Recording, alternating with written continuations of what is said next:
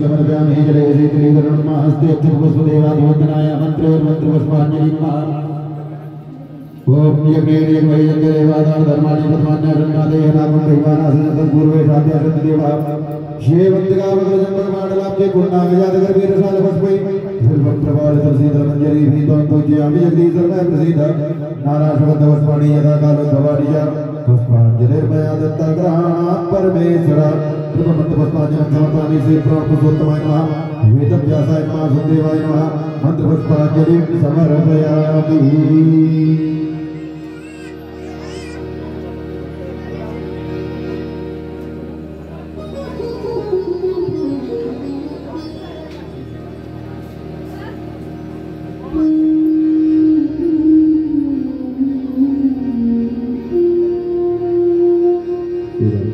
सभी लोग अपने स्थान पर बैठ जाएं और पूज्य ब्रह्मचारी परशुराम जी महाराज के श्री मुखारविंद से भगवान की अमृतमयी कथा का रसास्वादन करेंगे। सीधा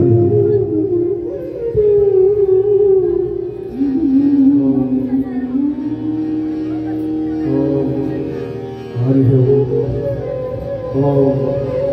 ओम हरि हरि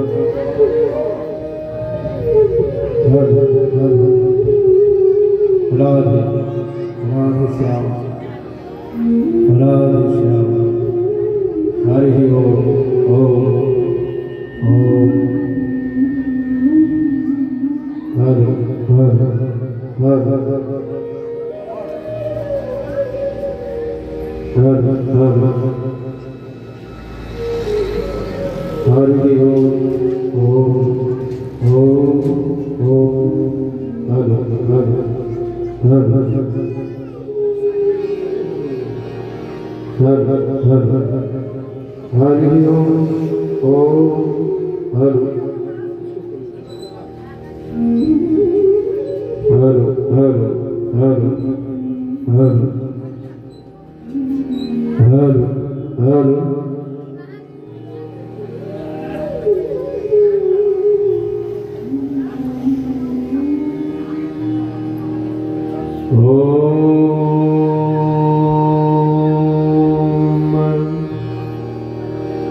श्री परमात्मने नमः।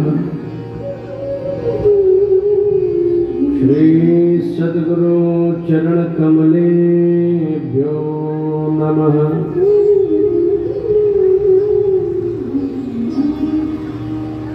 श्री सरस्वत्यै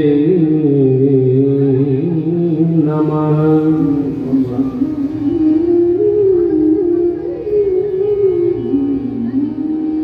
ध्येयं सदा परिभवग्नमभीष्टदोहम्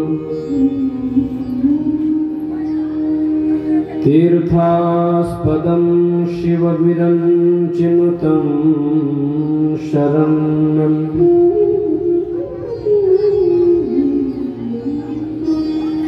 वृत्यार्तिहं प्रणतपालभवादिपूतं वन्दे महापुरुषते चरणारविन्दम्।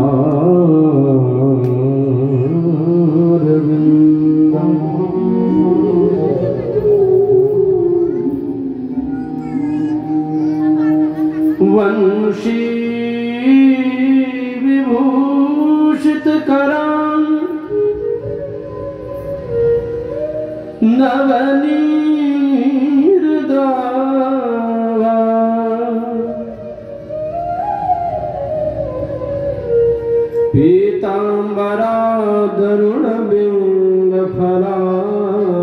पीताम्बरादरुणबिम्बफलाधरुष्टा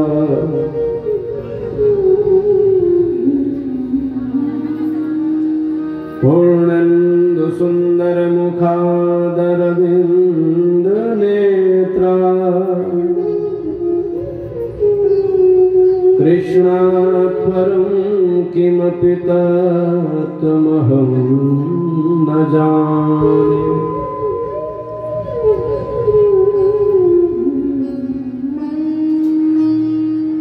नारायणं नमस्कृत्यं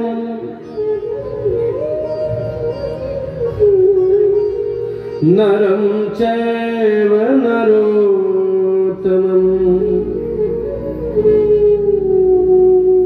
देवीं सरस्वतीं व्यासं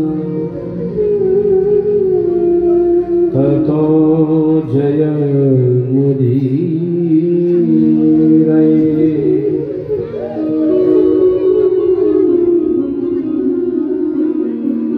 अतुलित बलधामं हिमशैलाभदेहम्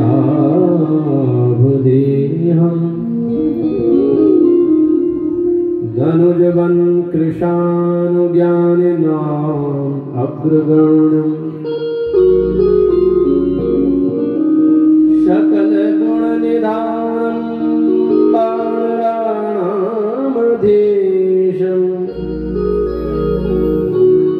रघुपति प्रिय भक्तं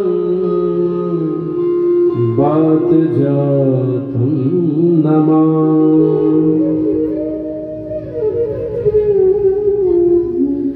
जय जय श्री राधा रमण जय जय नवल किशोर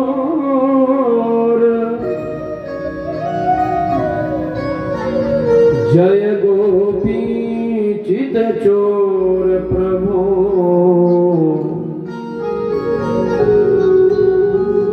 जय जय माखन चोर जय गोपी चित चोर प्रभो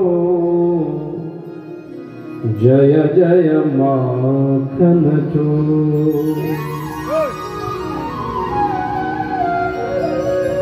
बोलो भागवत भगवान की, बोलिए वृंदावन बिहारी लाल की,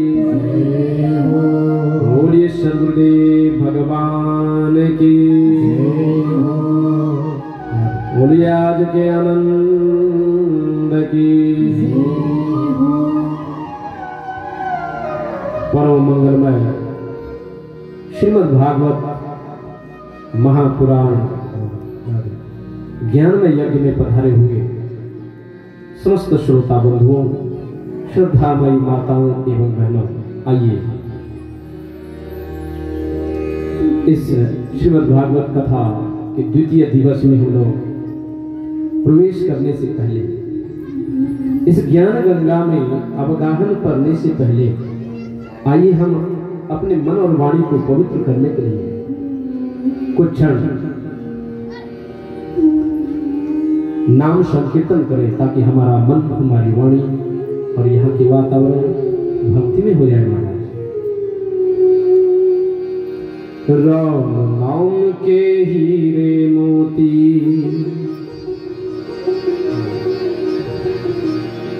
राम नाम के हीरे मोती, संत लुटाए गली गली। ले लो रे कोई राम का प्यारा, शोर मचाओ गली गली। बोलो राम, बोलो राम, बोलो राम राम राम, बोलो राम, बोलो राम, बोलो राम राम राम।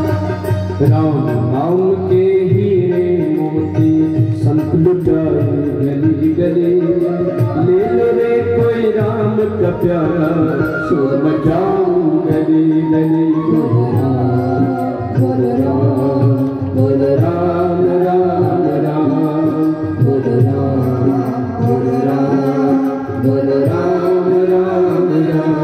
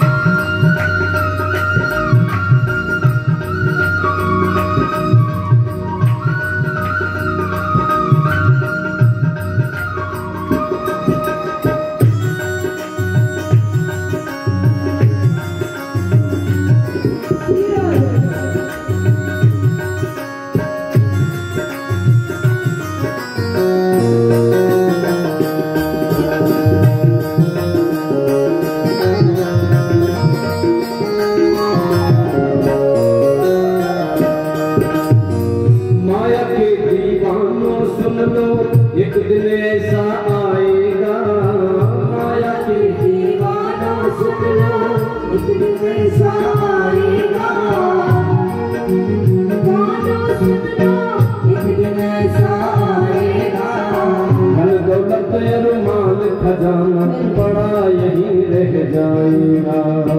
धन दौलत रुमाल खजाना पड़ा यही रह जाएगा। सुंदरताया मिट्टी होगी, सुंदरताया मिट्टी होगी, चर्चा होगी गली गली। ले लो रे कोई राम का प्यारा, शोर मचाऊं गली गली। बोलो राम बोलो राम राम राम, बोलो राम बोलो राम बोलो राम राम राम। जय बोलो।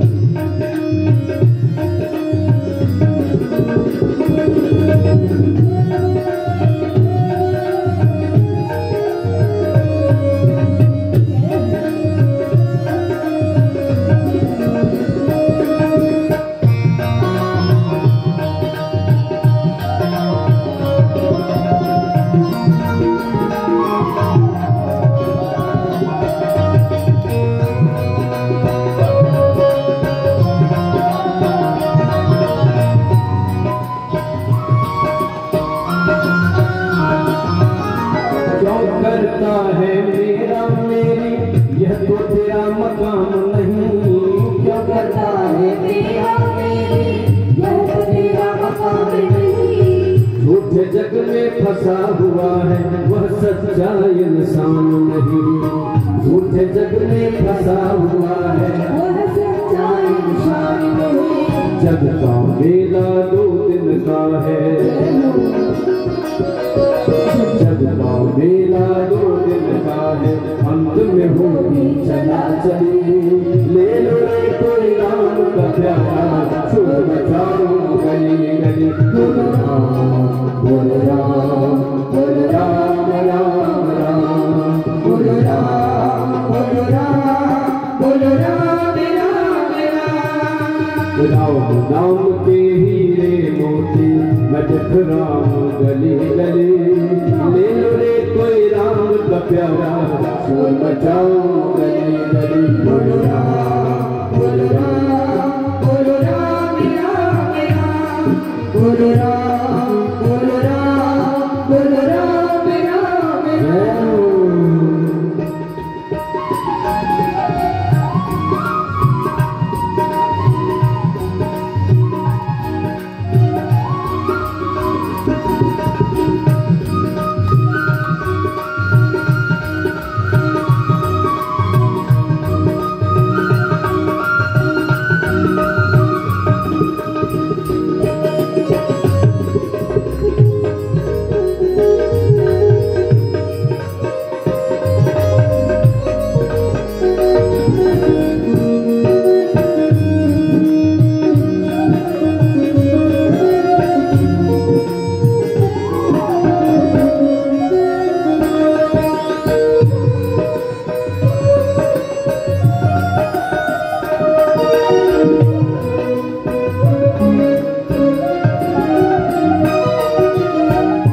जिनने यह मोती लूटे वह तो माला माल हुए। जिनने यह मोती लूटे वह तो माला माल हुए। धन दौलत के बने पुजारी आखिर में कंगाल हुए। दौलत के बने पुजारी आखिर में कंगाल हुए। चांदी सोने वालों सुन लो, चांदी सोने वालों सुन लो, बात सुनाऊं खरी खरी। ले लो रे कोई राम का प्यारा, शोर मचाऊं गली गली। बोलो राम बोलो राम बोलो राम राम राम। बोलो राम बोलो राम बोलो राम राम राम। जाओ नाम के हीरे मोती मैं बिखराऊं गली गली। ले लो रे कोई राम का प्यारा चोर बचाओ गली गली। बोलो राम बोलो राम बोलो राम राम राम बोलो राम बोलो राम बोलो राम राम राम बोलो राम बोलो राम बोलो राम राम राम बोलो राम बोलो राम बोलो राम राम राम बोलो राम बोलो राम बोलो राम राम राम बोलो राम बोलो राम बोलो राम राम राम।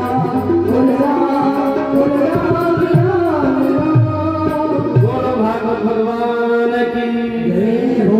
बोलो वृंदावन बिहारी लाल की जय हो। बोले सतदेव भगवान की जय हो। बोले सुखदेव जी महाराज की जय हो।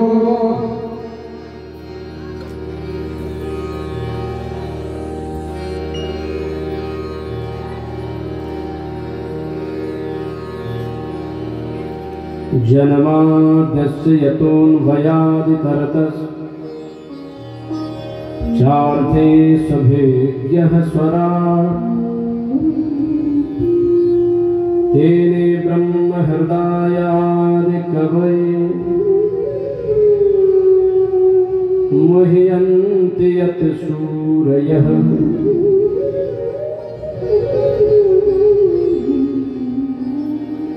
तेजो वारिमृदां यथा विनिमयो यत्र त्रिसर्गो मृषा। धाम्ना स्वेन सदा निरस्तकुहकम् सत्यं परं धीमहि।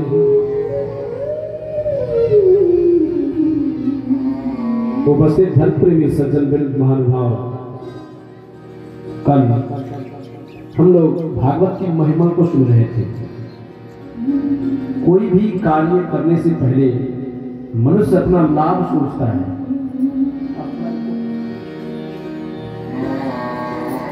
बिना लाभ से कोई काम लोग नहीं करते। कोई खेती भी करते तो अन्न की इच्छा से, व्यापार करते हैं धन की इच्छा से। ये भागवत अनुष्ठान, ये ज्ञान गंगा, ये सत्संग, हरि कथा, इससे क्या लाभ कल सुन रहे थे। यह भागवत की इतनी महिमा है। कल हम लोगों ने सुना कि ज्ञान वैराग्य के बिना भक्ति रुग्ण हो गई थी, रो रही थी।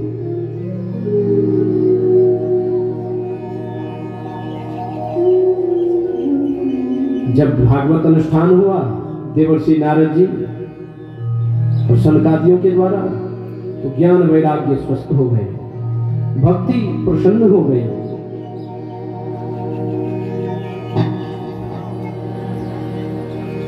भक्ति तब पूरी होती है जब भक्ति के दोनों पुत्र स्वस्थ हो।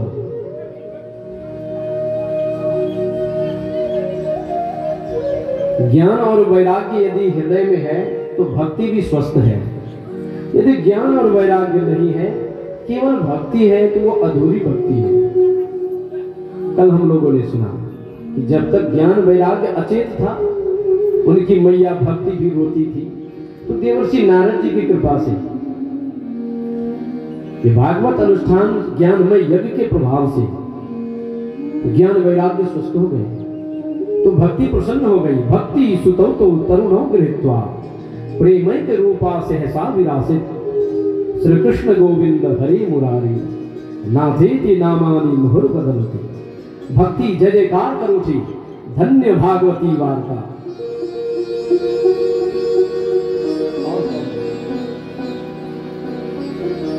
बोलिए भागवत भगवान की जय हो।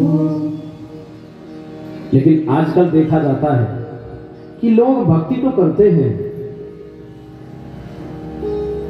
कल मैंने सुनाया था, निवेदन किया था कि राम राम सब कोई कहे, हरे ठग ठाकुर और चोर। बोले सबके मन में भगवान प्राप्ति की इच्छा होती है, क्योंकि सब उन्हीं के संतान हैं। चोर भी उन्हीं के, ठग भी उन्हीं के हैं, भ्रष्टाचारी व्यभिचारी भी उन्हीं के हैं।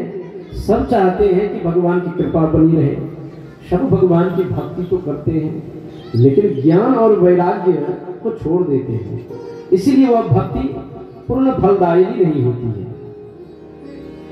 लेकिन जिसके अंदर ज्ञान भी है, वैराग्य भी है, तो उससे सही सही भक्ति होती है, तो उनका जीवन ध्रुव के समान, प्रहलाद के समान दिव्य होता है।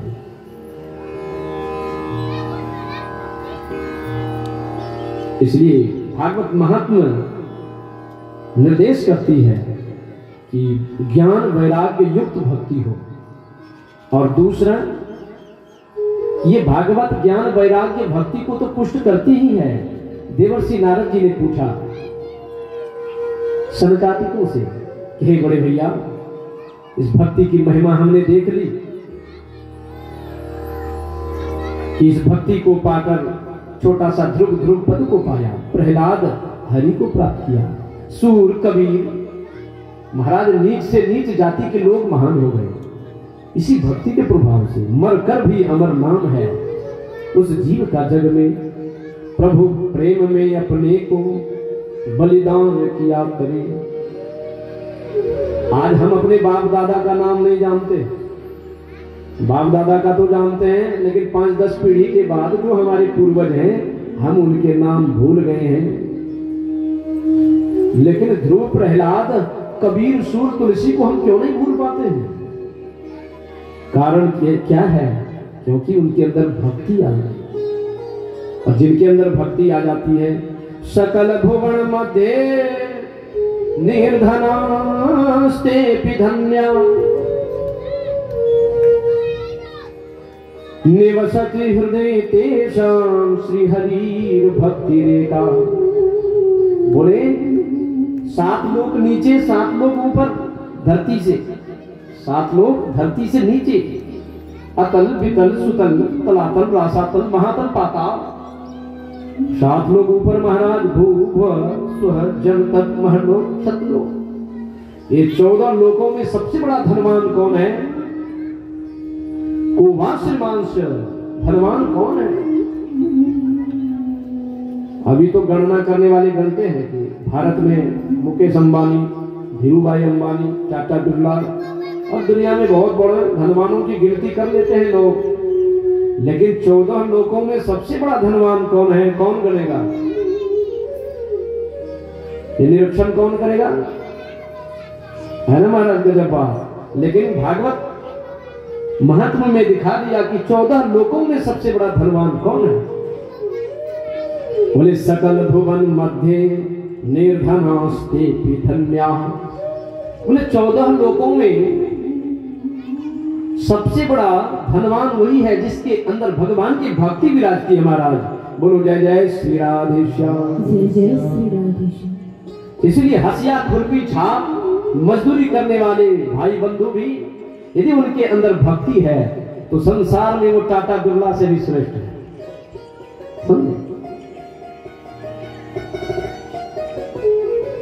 क्योंकि भगवान के दरबार में भक्ति का केवल नाता, भगवान राम ने सबरी से कहा जाति पाति कुल धर्म बढ़ाई, धन जन बल जन गुण चतुराई। वो ये सब मैं नहीं जानता हूं। भगवान ने कहा सबरी तू भीलनी है दुनिया के लिए, लेकिन मेरे लिए परम सुंदरी है।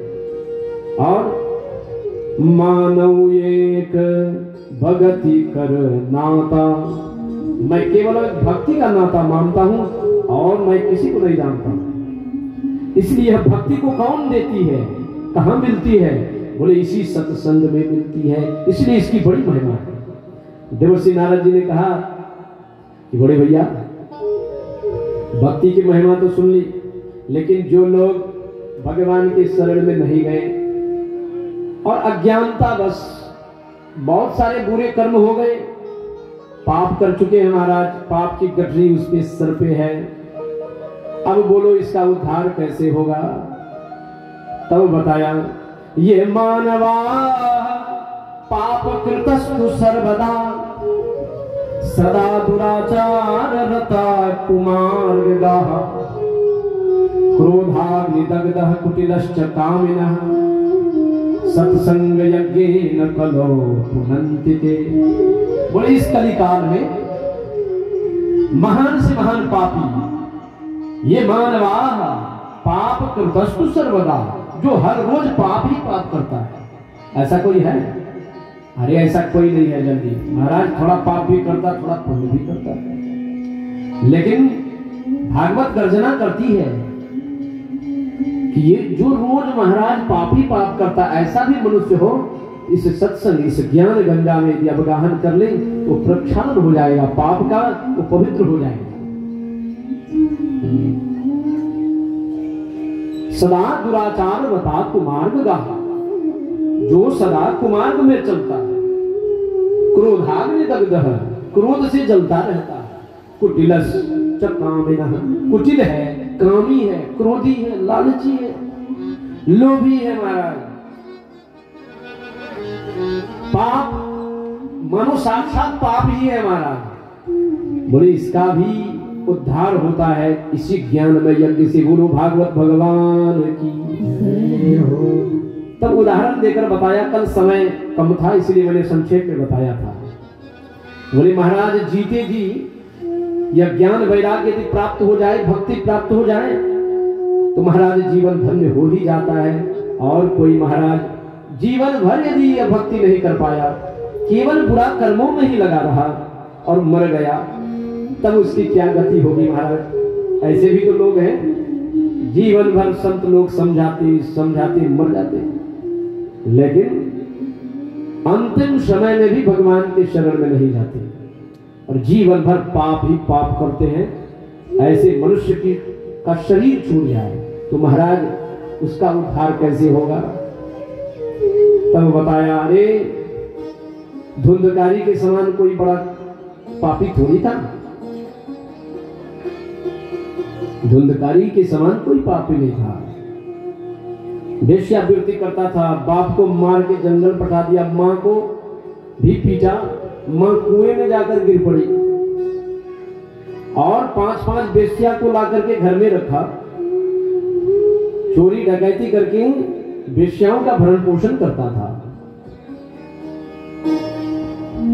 वही वेश्याओं ने मिलकर मार दिया महाराज, तो बन गया प्रेत। अब प्रेत बन गया। इधर गोकर्ण जो उनका भाई था वो चला गया हरिद्वार इसी के भय से। जब पता चला गोकर्ण को कि मेरे पिताजी जंगल चले गए धुंधकारी के भय से, मेरी माँ कुआं में गिर कर मर गई धुंधकारी के भय से, और पता चला कि वेश्याओं ने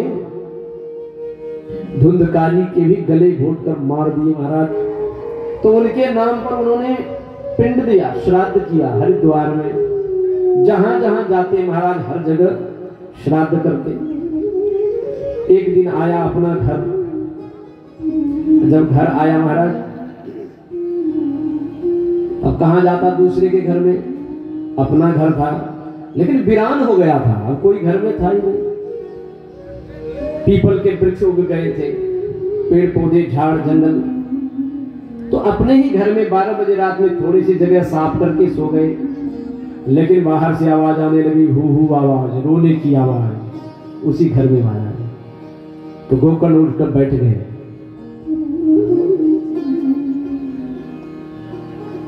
गोकर्ण उठकर बैठ गए, बोले भाई कौन हो जो मुझे डरा रहे हो? तो आवाज आती है,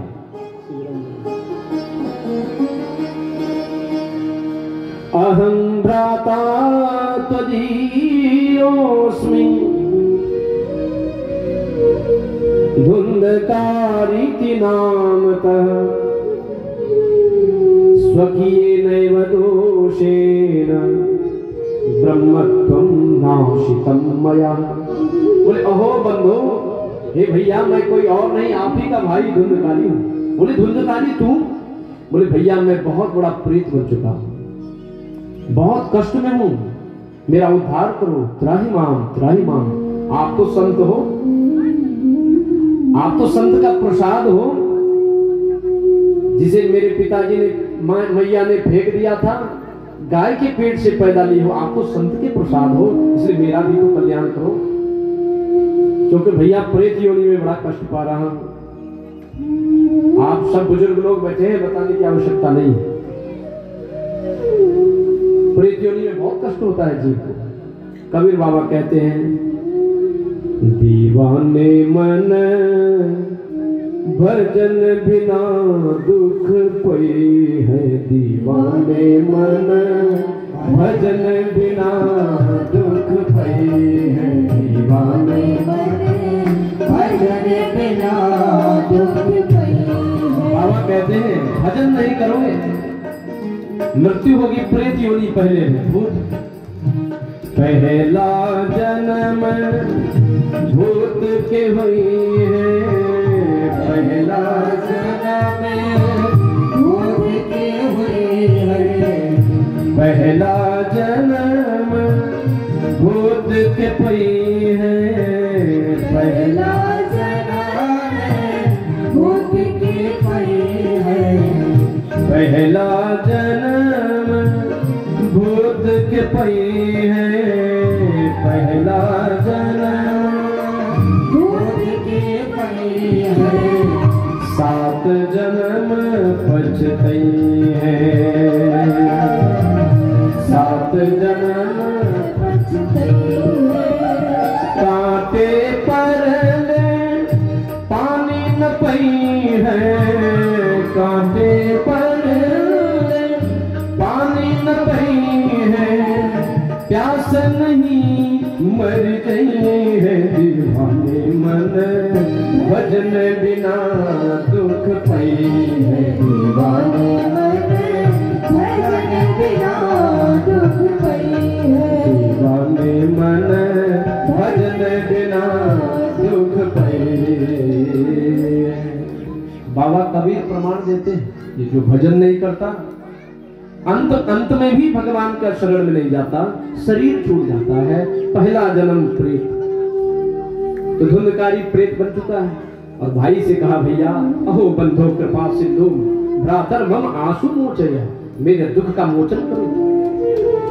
बोले भैया जब से मैंने सुना कि तेरी मृत्यु हो गई है, तो मैंने तेरे नाम पर हरिद्वार में, गया में न जाने कहां कहां पिंड दिया, क्या तुम्हारी मुक्ति नहीं हुई? तो प्रेत कहता है, बोले भैया मेरे नाम पर एक नहीं सैकड़ों श्राद्ध कर दो, फिर मुझ प्रेत का उद्धार होने वाला नहीं है। गया श्राद्ध सतैनापि मुक्तिर में न भविष्यति, बोले भविष्य में भी हमारा कल्याण होने वाला। तो इस कथा को बड़ी सावधानी से सुनना भी चाहिए, विचार भी करना चाहिए। हम लोग श्राद्ध करते हैं, पिंड करते हैं, एक औपचारिकता है, लेकिन महाराज भूत प्रेत योनि में जब जीव फंस जाता है ना, तो उनके लिए सबसे उपयोग है ज्ञान में यज्ञ का अनुष्ठान। तो गोकर्ण ने तब जाकर यही श्रीमद् भागवत कथा का अनुष्ठान कराया है। एवं 7 दिनेश्चैव 7 ग्रंथि विभेदनम, 7 दिन में महाराज 7 गांठ फूट कर उसी में प्रवेश करके कथा सुन रहा था। 7वें दिन उसका कल्याण हुआ है। दिव्य रूप धरो, दिव्य रूप धारण कर प्रकट हो गया महाराज, और विमान में चढ़कर देवलोक को चला गया वह प्रेत। तो श्रीमद् भागवती वार्ता प्रेत पीड़ा विनाशिनी, भक्ति ज्ञान वैराग्य को पुष्ट करने वाली यह कथा जीते जी कोई सुन ले तो कल्याण, और जीवन में कभी न सुने, मरने के बाद भी उनके नाम पर यदि कर दिया जाए तो महाराज प्रेत योनि से तत्काल वह जीव पितरलोक छूट जाते हैं। बोलो भागवत भगवान की। इसलिए मैं व्यासपीठ से निवेदन करता हूं, हमारे जजमान जो है शिवनंदन जी, इनके क्या मनोरथ हैं ये तो यही जानते हैं, लेकिन मैं व्यासपीठ से कहता हूं, मैं नहीं कहता, ये भागवत की महिमा कहती है कि इनके पितर में जो भी भूत प्रेत में होंगे, जो भी कष्ट में होंगे, अवश्य ही आज यह कथा के प्रभाव से वो सुनते होंगे, उनका कल्याण हुआ होगा। बोलिए भागवत भगवान की। इनका पैसा खर्च करना सार्थक हो गया, इनकी मेहनत सफल हो गई, क्योंकि यही प्रभाव से इनके पितर लोकों में जो कष्ट में फंसे हुए हैं उनका भी कल्याण होगा। बोलिए सद्गुरुदेव भगवान की नारायण नारायण नारायण श्रीमन नारायण नारायण नारायण श्रीमन नारायण नारायण नारायण श्रीमन नारायण नारायण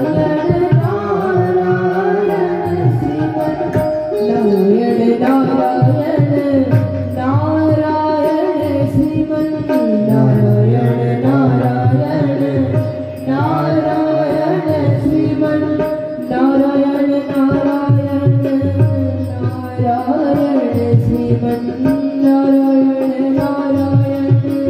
नारायण श्रीमन नारायण नारायण नारायण नारायण नारायण नारायण श्रीमन नारायण नारायण नारायण श्रीमन नारायण नारायण नारायण श्रीमन नारायण नारायण नारायण श्रीमन नारायण नारायण श्रीमन नारायण नारायण नारायण श्रीमन नारायण नारायण नारायण भगवान नारायण नारायण नारायण नारायण नारायण नारायण श्रीमन नारायण नारायण नारायण श्रीमन नारायण नारायण नारायण श्रीमन नारायण नारायण नारायण श्रीमन बोलिए भगवान की जय हो। अंत में महिमा के अंत में बताया कि भागवत की विधि क्या है। सब लोग जब भागवत अनुष्ठान करना चाहते हैं तो पूछते महाराज खर्च कितना आएगा। तो खर्च के लिए सुखदेव जी ने ही कह दिया विवाहे यादृशम वित्तम तादृशम परिकल्पयेत। बोले बेटी की विवाह सब लोग अपने सामर्थ्य के अनुसार करते हैं। जैसे बेटी की विवाह में लोग अपने सामर्थ्य अनुसार खर्च करते हैं, बोले भागवत यज्ञ में भी अपने सामर्थ्य के अनुसार खर्च करना चाहिए। अब बेटी की विवाह कोई करोड़पति है तो करोड़ों रुपए खर्च करते हैं, कोई महाराज नीच जाति में भील लोग हैं तो 2-4 केला के वृक्ष गाड़ देते हैं जंगल में, वो भी मंगल करते हैं। लेकिन सामर्थ्य के अनुसार कोई कसर नहीं छोड़ते हैं, चाहे गरीब ही क्यों ना हो, कर्जा लेकर के भी हो, लेकिन बेटी की शादी बड़े ही दिव्य और भव्य के साथ लोग पिता करते हैं। तो एक लाइन में बता दिया कि खर्च कितना। बोले विवाहे यादृशम वित्तम। विवाह बेटी की विवाह में जिस प्रकार सामर्थ्य अनुसार लोग खर्च करते हैं उसी प्रकार अपने सामर्थ्य के अनुसार हर्षोल्लास के साथ भागवत अनुष्ठान करना चाहिए। बोलो भागवत भगवान की। अब कोई कहने की आवश्यकता नहीं कि 2 लाख की 1 लाख 5 लाख, आपका सामर्थ्य आपकी सामर्थ्य जैसी है। कंजूसी पना छोड़कर उदार मन से महामना। महामना मतलब जिसका मन महान है, उदार मतलब जो अपने औकात से भी ज्यादा हरि कीर्तन कथा दान पुण्य में लगाता है, इसको कहते हैं उदार। उदार नहीं देखता है कि कितना है कितना घटेगा। बोले आज मौका मिला है इस दान को पवित्र करने के लिए। धन पवित्र दान से होता है, सेवा से। तन पवित्र स्नान से होता है, मन पवित्र गुणगान से होता है, और आत्मा पवित्र हरि के ध्यान से होता है। बोलो जय जय श्री राधे श्याम। इसलिए सबको पवित्र करना चाहिए, अपना तन को भी। तन पवित्र स्नान से, फिर सुनिए, तन पवित्र स्नान से, धन पवित्र सेवा दान से, और मन पवित्र हरि गुणगान से, और महाराज आत्मा पवित्र ध्यान से। तो ध्यान के लिए संत सदगुरु की आवश्यकता होती है। गुरु जय जय श्री राधे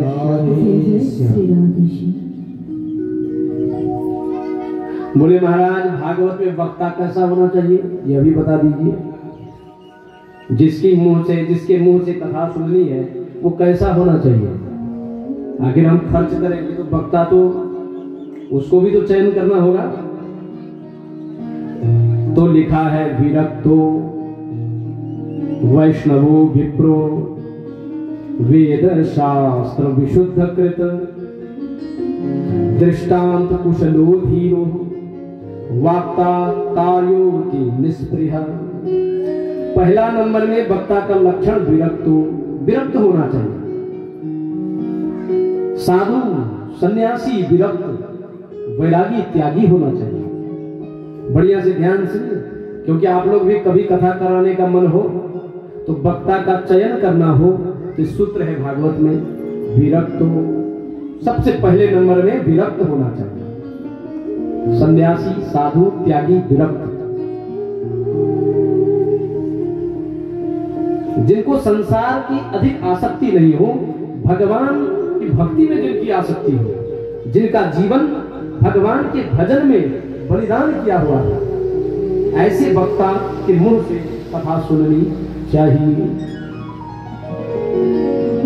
वैष्णव भी होना चाहिए, विप्रो ब्राह्मण भी हो, वेद शास्त्र विशुद्ध कृत और वेद शास्त्र के विशुद्धता पूर्वक मर्मज्ञ हो। महाराज वेद शास्त्र तो बीहड़ जंगल है। जैसे बीहड़ कोई भयानक जंगल में कोई अनजान आदमी घुस जाए तो रास्ता मिलेगा उनको? महाराज भटक जाएगा, किधर जाए नहीं जाए। घनघोर जंगल, जंगली शेर भालू, कौन बताएगा मार्ग? भूल भुलैया में पड़ गए, भटक गए। लेकिन उसी जंगल में रहने वाला कोई आदिवासी मिल जाए तो महाराज उनके मार्गदर्शन से आप उस बीहड़ भयंकर जंगल से बच जाओगे। हरि ओम।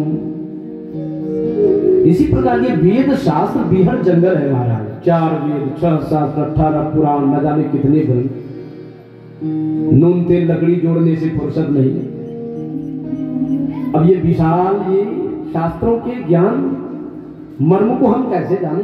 तो विशुद्धता पूर्वक जो मर्मज्ञ होते हैं शास्त्रों के, इसके नाम में भी महाराज शास्त्र में बहुत सारी बातें होती हैं, लेकिन शास्त्र का मूल प्रयोजन क्या है, उस प्रयोजन का निरूपण होना चाहिए। मुख्य विषय क्या है, जीव को यह भागवत किधर लगाना चाहिए? धन कमाने के लिए, रुपया कमाने के लिए, माया में फंसाने के लिए नहीं। बोले माया से निकालने के लिए, अज्ञान अंधकार से निकालने के लिए, जन्म मृत्यु के भय से बचाने के लिए जो मार्ग है, इसका निरूपण वक्ता करना चाहिए। क्योंकि धन कमाने के लिए बहुत सारे अनुष्ठान हैं, व्यापार है, बिजनेस है, परिवार बढ़ाने के लिए बहुत सारे साधन हैं, लेकिन ज्ञान वैराग्य भक्ति कमाने के लिए यह सत्संग या भागवत की प्रमुख साधन है।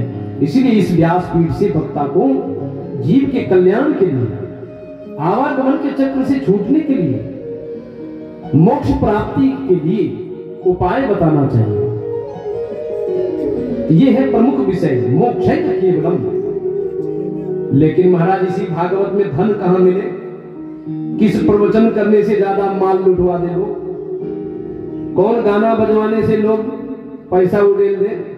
बोले वक्ता को इस पर दृष्टि नहीं होनी चाहिए। बोलो सद्गुरुदेव भगवान हो। वक्ता की दृष्टि उस पर नहीं होनी चाहिए। धर्मस्य हि अपवर्गस्य नार्थाय कल्पते। भागवतकार कहते हैं कि मोक्ष प्राप्ति का यह धर्म, यह साधन है, बोले इसके लिए प्रवचन करना चाहिए। नार्थो अर्थाय कल्पते। संसार के अर्थ प्रतिष्ठा पद के लिए इसका वाचन नहीं करना चाहिए, लोगों को इसमें नहीं लगाना चाहिए। इस प्रकार से वेद शास्त्र के विशुद्धता पूर्वक प्रवचन करना चाहिए। बोलो भागवत भगवान जय हो। इस प्रकार से जो वक्ता हो उसका चयन करना चाहिए, तब आपका धन सार्थक हुआ, आपका यज्ञ पूर्ण हुआ। अरे महाराज, सदाचारी संत साधु ब्राह्मण का पदार्पण जिस धरती पर हो जाता है, उसके बोलने से पहले उनके दर्शन मात्र से जजमान का कल्याण होने लगता है। ये शाम संस्मरणात् पुंसाम सद्यः सिद्ध्यन्ति वैगृह्यः। बोले सच्चे ब्राह्मण साधु संत के दर्शन मात्र से, स्मरण मात्र से जजमान का कल्याण होने लगता है महाराज। और अधिक बोलने की क्या आवश्यकता है? ये तो जजमान हमारे खर्च करते हैं, क्यों टेंट पंडाल क्यों लगाए हैं? लोगों के कल्याण के लिए। इसलिए वक्ता जब चयन करें, किसी को भागवत करानी हो, सत्संग कराना हो, तो वक्ता बिल्कुल सावधानी पूर्वक चयन करना चाहिए। बोलो भागवत भगवान की हो। विरक्तो वैष्णवो विप्रो वेद शास्त्र विशुद्ध कृत अदृष्टांत कुशलो धीरः वक्ता कार्योति निष्प्रिय। निष्प्रिय होना चाहिए। इस प्रकार से वक्ता का चयन करें। और मोरे महाराज, कोई सिस्टम उपवास व्रत क्या करना पड़ेगा भागवत सुनने के लिए? तो लिखा है भोजनम तु वरम मन्ये कथा श्रवण कारकम नोपवासो वरः प्रोक्तः कथा विघ्न करो यदि। लोग हमसे पूछने आते हैं महाराज, 7 दिन कथा सुने, क्या सब भोजन करें, कैसे सोए, कैसे बैठे, फलाहार करें कि फूल आहार करें, क्या करें? तो हमसे क्यों पूछते हो? लिखा है यहाँ पर भोजनम तु वरम मन्ये कथा श्रवण कारकम। यदि भोजन करके ही कथा सुनने में तुम्हें आनंद आवे तो खूब भोजन करो, फूल आहार करो, फलाहार नहीं, फूल आहार, खूब भरपेट खाओ, सत्संग सुनो। यदि सामर्थ्य है तो फलाहार करो और पुण्य मिलेगा। तो दोनों सिस्टम। भोजनम तु वरम मन्ये। यदि कोई बीमारी हो, दिक्कत हो महाराज, तो खूब खा लीजिए, लेकिन कथा सुनिए। नौ उपवासो वरः प्रोक्तः कथा विघ्न करो यदि। बोले ऐसा उपवास ठीक नहीं जिस उपवास से कथा में विघ्न हो जाए। अब महाराज जी कथा सुना रहे हैं, और जजमान पहले तो कभी उपवास किया नहीं था, एकादशी भी नहीं की। अब 7 दिन महाराज, फुल 7 दिन एकादशी शुरू, तो महाराज लुढ़क के गिर पड़े तब हॉस्पिटल जाएंगे कि कथा सुनेंगे? इसलिए कथा सुनने में जैसे सहूलियत हो, इस प्रकार से उपवास करें। बोलिए भागवत भगवान की जय हो। इस प्रकार से भागवत की विधि सनकादि ऋषियों ने बताए। भागवत के प्रथम स्कंद में हम सब अब प्रवेश करते हैं। नारायण नारायण नारायण श्रीमन नारायण नारायण नारायण श्रीमन नारायण नारायण नारायण श्रीमन नारायण नारायण नारायण श्रीमन नारायण नारायण नारायण श्रीमन नारायण नारायण नारायण श्रीमन नारायण नारायण नारायण श्रीमन नारायण नारायण नारायण श्रीमन नारायण नारायण नारायण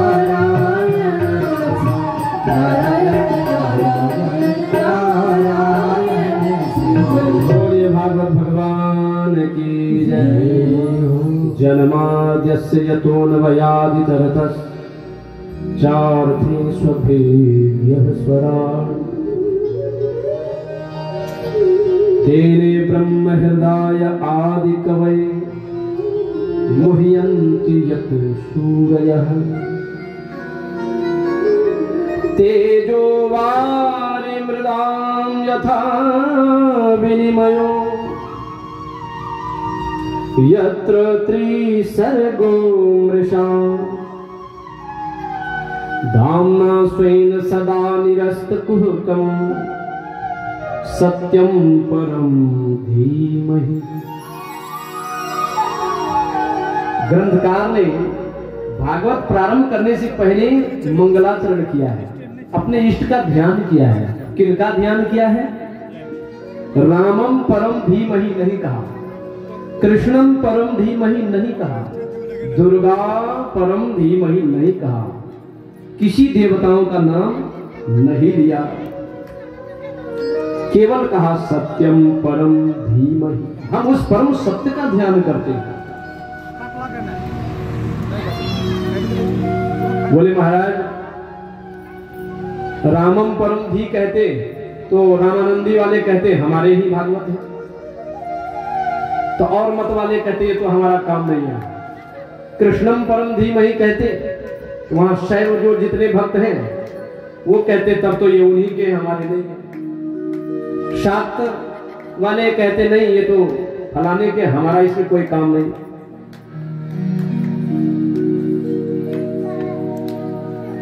इसीलिए ग्रंथकार ने कहा सत्यम परम धीमहि।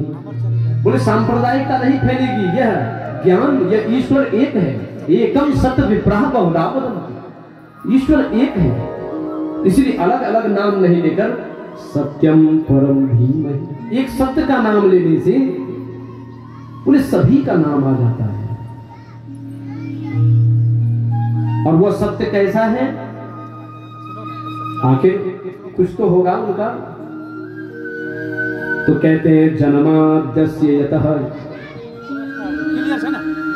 सृष्टि की उत्पत्ति पालन जिससे होती है, और अंत में यह सृष्टि जिसमें लय हो जाती है। इस विषय को सुनने से पहले लोग सावधान हो जाना चाहिए। मैं सभी से कहता हूं कि आप लोग शोर नहीं कीजिए, क्योंकि फर्स्ट दिन की कथा, 2 और 3 दिन की कथा निरस कथा है, और चौथे दिन से रसमयी कथा होगी। भगवान की बाल लीलाओं का दर्शन झांकी आप लोगों को मिलेगा। लेकिन गूढ़ बात महाराज इधर है, यदि इसको सावधानी से सुनेंगे तो अवश्य हृदय में ज्ञान वैराग्य होगा, आप भी विद्वान होंगे। कोई भी कीमती वस्तु देने से पहले सावधान कर देता है कि भाई 5 करोड़ रुपया है तेरे झोली में, बढ़िया संभाल के ले जाना। तो दुनिया के नोट जब संभाल के ले जाते हो, ये कोई साधारण चीज है क्या? ईश्वर का ज्ञान आप पा रहे हैं, और इसी ज्ञान नहीं पाने के कारण जन्म मृत्यु के चक्र में हम सब पड़े हुए हैं। इसलिए सावधानतया सुनो, सावधानी पूर्वक सुनना चाहिए। बोलो भागवत भगवान। जो परमात्मा से यह सृष्टि होती है, पालन होता है, और फिर यह सृष्टि जिसमें लय हो जाती है, वो केवल एक परमात्मा सत्य स्वरूप है। और वो कैसा है? अभिज्ञ है, बोले चैतन्य स्वरूप है। चैतन्य चैतन्य। हमारा शरीर जड़ है, लेकिन शरीर के अंदर वह परमात्मा विद्यमान है। इसलिए हम खाते हैं, पीते हैं, बोलते हैं, चलते हैं, जिंदाबाद के नारे लगते हैं, कहीं माल्यार्पण, कहीं शोभा यात्रा, कहीं कलश यात्रा, मौज करते हैं। किसके कारण? वही चैतन्य परमात्मा हमारे शरीर में विद्यमान है। इसलिए तो परमात्मा कैसे है? चैतन्य स्वरूप है, जो हम में, आप में विद्यमान है। वो किस, उसका कोई एक नाम नहीं है, वो सत्य स्वरूप है। नाम रूपा विमुक्ता उसमें स्वराट, जो स्वयं प्रकाश है। न तत्र सूर्यो भांति न चंद्र तारकम नेमा विद्युतो भांति कुतो मग्निः तमेव भांतमनुभांति सर्वं तस्य भाषा सर्वदम विभाति। वेद कहता है। हम लोगों को प्रकाश कौन देता है? सूर्य। लेकिन सूर्य प्रकाश कहां से लाता है? बोले सूर्य को भी प्रकाश देने वाले वह परमपिता परमात्मा। जो सबको प्रकाशित करता है वो किसी के प्रकाश से प्रकाशित नहीं होती, वो स्वराट है। न तद्भासयते सूर्यो न शशांको न पावकः। भगवान कृष्ण ने गीता में कहा वो परमात्मा इस सूर्य से प्रकाशित नहीं होते, बल्कि सूर्य ही इसी से प्रकाशित होते हैं। तस्य भाषा सर्वविदम विभाति, उन्हीं के भास से ही सब कुछ भासता है। ऐसे परम सत्य परमात्मा। वैज्ञानिक जो होते हैं ना, वैज्ञानिक लोग, साइंटिस्ट लोग रिसर्च किया, पुराण ने कहा कि ये धरती शेषनाग के माथा पर है, धरती का भार शेषनाग के माथा में है। जब वैज्ञानिकों ने निरीक्षण परीक्षण किया, कहा नहीं भाई हम लोगों को तो कोई शेषनाग नहीं दिखा, यह पृथ्वी सूर्य के गुरुत्वाकर्षण पर लटकी हुई है। सूर्य के गुरुत्वाकर्षण पर, आकर्षण पर यह पृथ्वी लटकी हुई है, पृथ्वी गोल है। वैज्ञानिकों ने ऐसा कहा, लेकिन अब वैज्ञानिकों से पूछिए कि सूर्य किसके आकर्षण पर लटका हुआ है, माथा ठंडा हो जाता। बोले मन बुद्धि से परे का विषय है, जहां मन भी मनन नहीं किया जाता। यन मनसा न मनुते येना हुर्मनोमतं तदेव ब्रह्म त्वं विद्धि नेदं यदिदमुपासते। बोले जो मन से भी मनन नहीं किया जाता, जो बुद्धि भी जहां चकरा जाती है, बोले मन बुद्धि से परे का विषय है, तो साइंटिस्ट की बुद्धि कैसे काम करेगी। बोले सूर्य के आकर्षण पर पृथ्वी लटकी हुई है, और सूर्य कहां लटका हुआ है, बोले वो परमात्मा के आकर्षण पर। ऐसे जो परम सत्य परमात्मा है, उसका हम सब मिलकर ध्यान करते हैं। सत्यम परम धीमहि। जिस परमात्मा के विषय में आदि कभी ब्रह्मा भी चकरा गए, उनको भी पता नहीं था कि को अहम मैं कौन हूं, तब वही परमात्मा ने उसकी वाणी हुई है।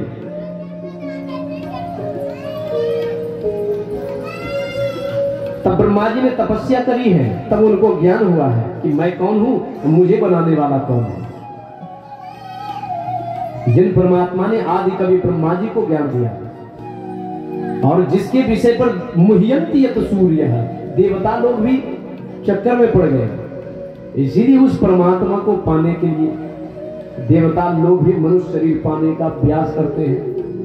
बड़े भाग मानुष तन पावा, बड़े भाग मानुष तन पावा, बड़े भाग मानुष तन पावा, बड़े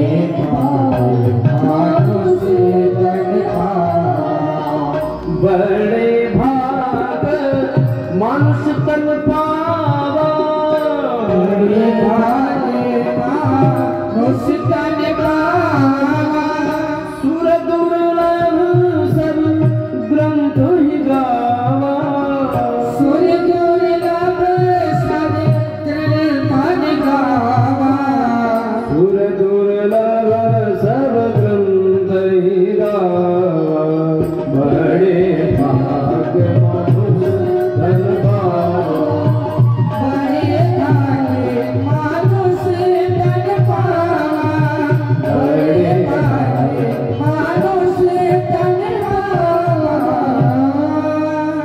देवता लोग इतना दिव्य है, उसको बीमारी नहीं लगती, बुढ़ापा नहीं आता, है ना। इतने शक्तिशाली होकर फिर ये मरण धर्मा ये मानव शरीर क्यों मांगते हैं, जो आईसीयू में भर्ती होना पड़ता है, नून तेल लकड़ी जोड़ते जोड़ते जीवन परेशान, फिर देवता ये मानव शरीर क्यों।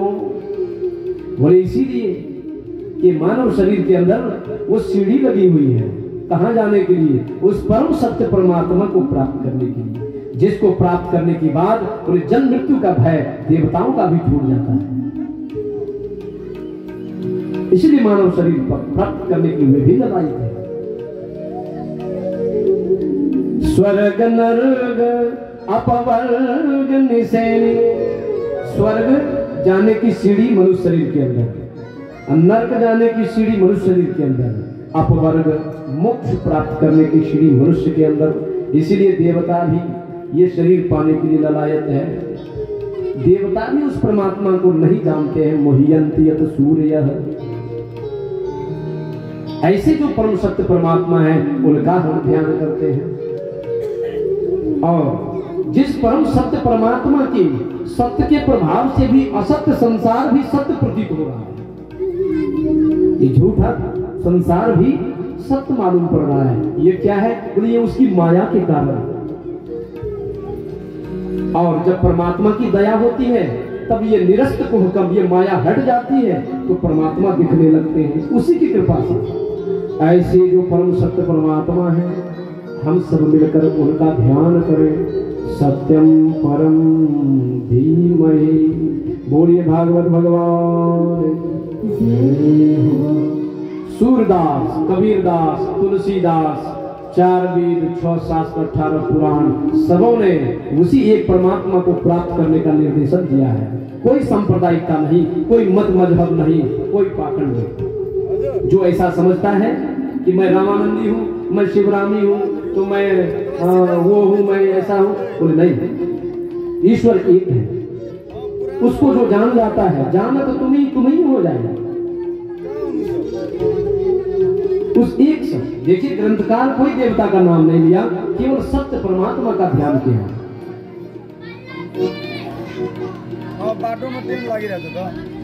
आगे बताते हैं कि ये भागवत के अधिकारी कौन है। भागवत का प्रमुख विषय क्या है? धर्म प्रोजित कैतवो अत्र परमो निर्मत्सराणां सताम् वेद्यं वास्तवमत्र वसतु शिवदं तापत्रयो उन्मूलनम्। श्रीमद्भागवते महामुनि कृते किं वा परेरीश्वरः सद्यो हृदयावरुध्यते यत्र कृतभिः शुश्रूषुभिः तत्क्षणात्। बोले भागवत का प्रमुख धर्म क्या है? धर्म प्रोजित कैतवो अत्र परमो धर्म की परम धर्म का निरूपण किया गया है। तो परम धर्म क्या है महाराज? बोले हम पैदा लिए हैं जिस माँ से, माँ की सेवा करना हमारा धर्म है, पिता की सेवा करना हमारा धर्म है, जिस धरती पर हम पैदा लिए उस देश की सेवा करना हमारा धर्म है, जो हमारे रिश्ते नाते हैं बोले उनका भी सम्मान देखभाल करना हमारा धर्म है। हम विद्यार्थी हैं तो गुरु के प्रति हमारा धर्म है। संसार में लौकिक अनेक धर्म है, इन सभी धर्मों का पालन करना चाहिए।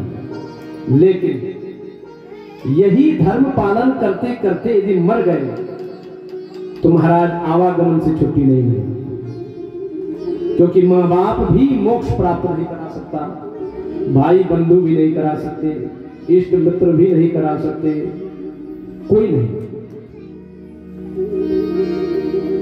ये संसार में जितने ये लौकिक धर्म है इसका प्रतिपादन तो करना ही चाहिए, लेकिन जीव के लिए, मनुष्य के लिए परम धर्म क्या है?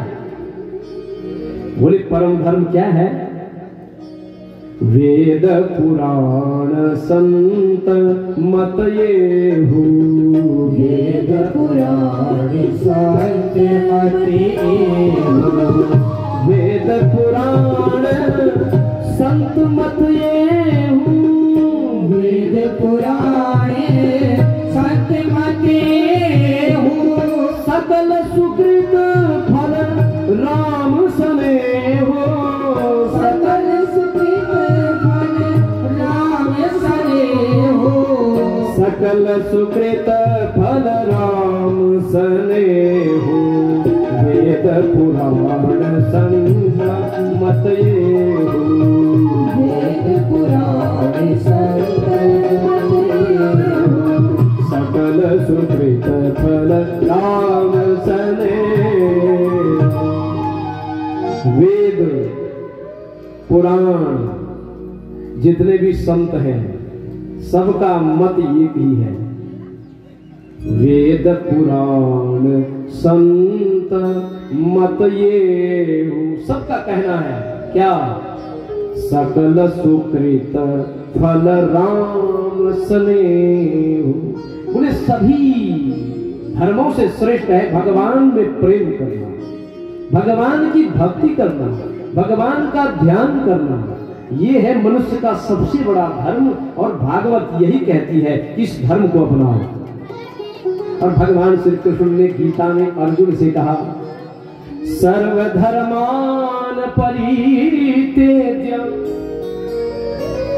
बोले हे अर्जुन सभी धर्मों को छोड़, मामेकं शरणं व्रज, अहं त्वा सर्व पापेभ्यो मोक्षयिष्यामि मा शुचः। बोले हे पार्थ, सभी धर्मों को परित्याग कर मेरी शरण में आया, मैं तुझे सभी पापों से मुक्त कर दूंगा।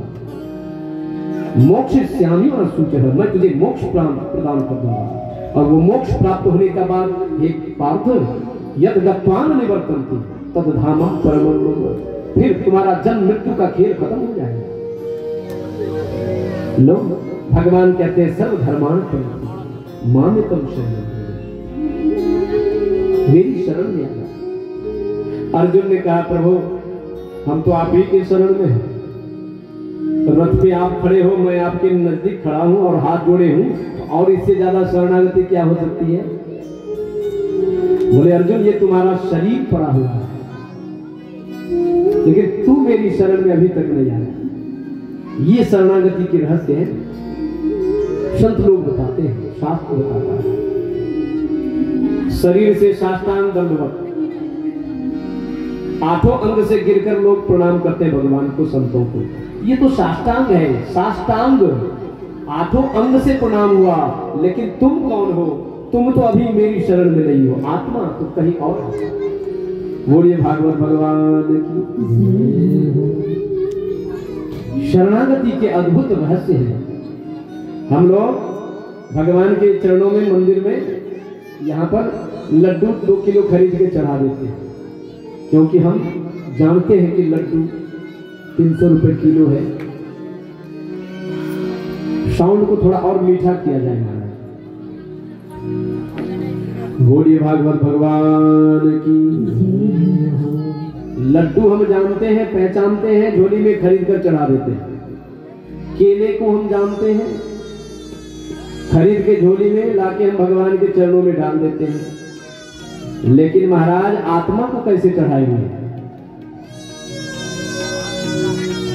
ठीक है, थोड़ा सा मीठा कर दो और सबको जमाएगा। बोलिए भागवत भगवान की।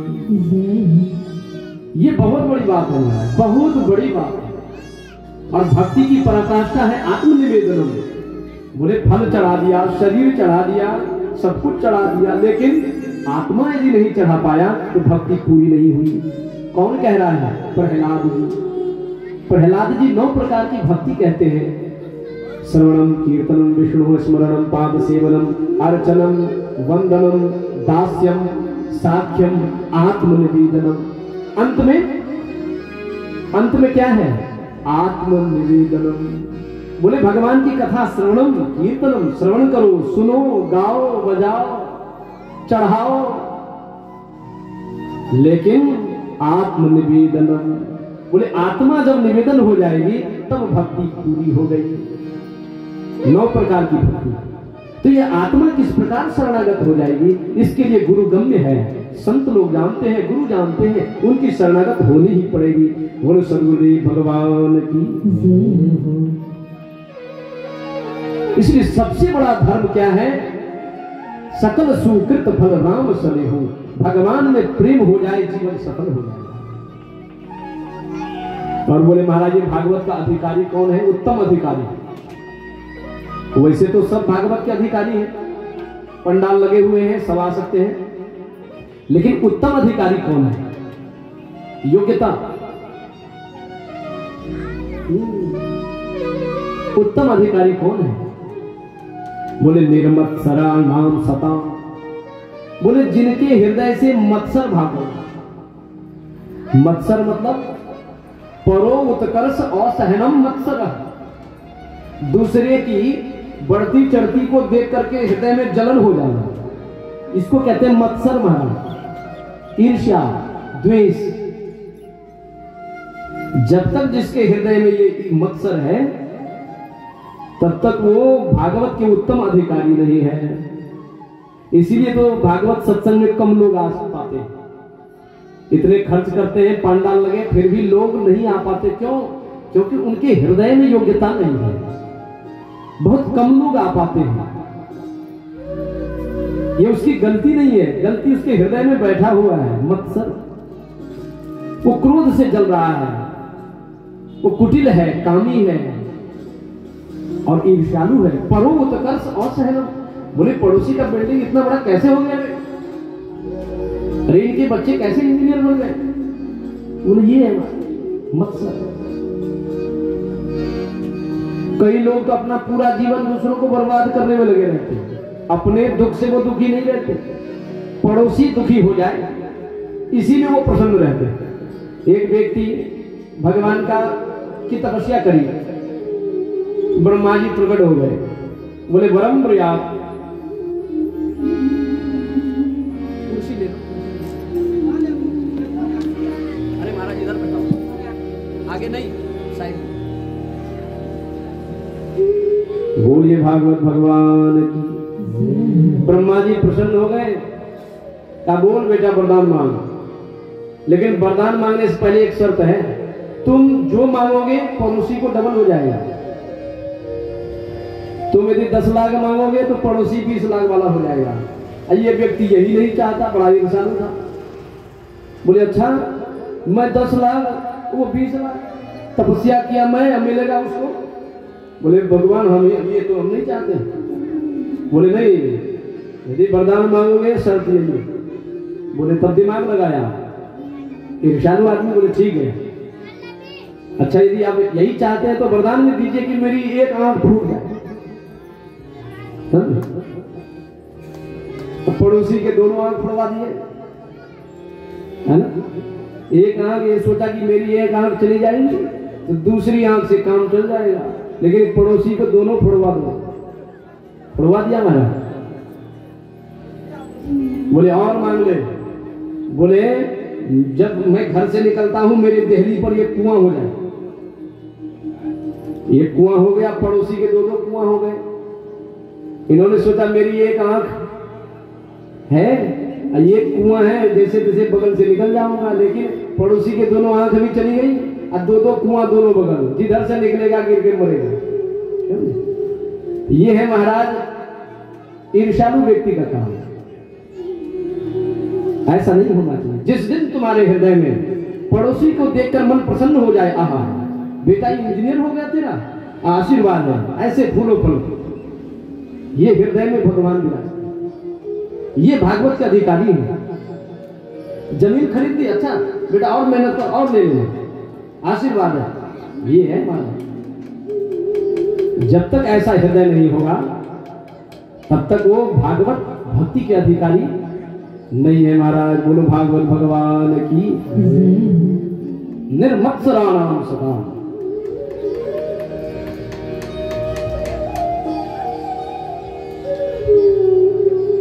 आगे बताया महाराज ये भागवत क्या चीज है।